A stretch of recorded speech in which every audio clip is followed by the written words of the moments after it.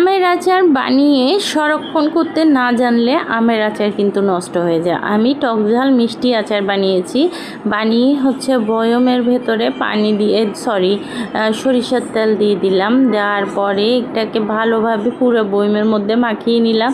নেওয়ার পরে ধীরে ধীরে আমি এই যে আর একটু সরিষার তেল দেওয়ার পরে আমের আচারগুলো এখানে দিয়ে দিব।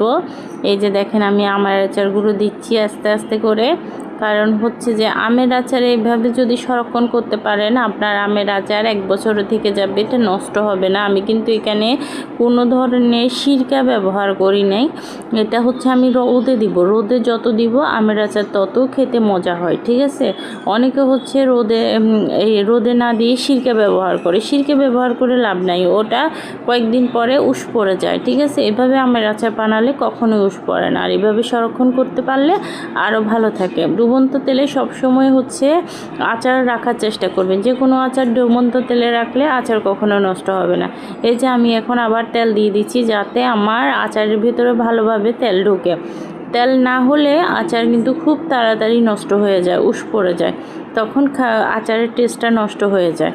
যাই হোক, এভাবে আচারগুলো আমি ধীরে ধীরে সব রেখে দিলাম। দেওয়ার পরে যতটুকু পরিমাণে ছিল ওগুলো দিয়ে দিচ্ছি। দিয়ে উপর দিয়ে আমি ভালোভাবে তেলটা আবারও দিয়ে দিব যাতে ডুবন্ত তেলে আচার থাকে।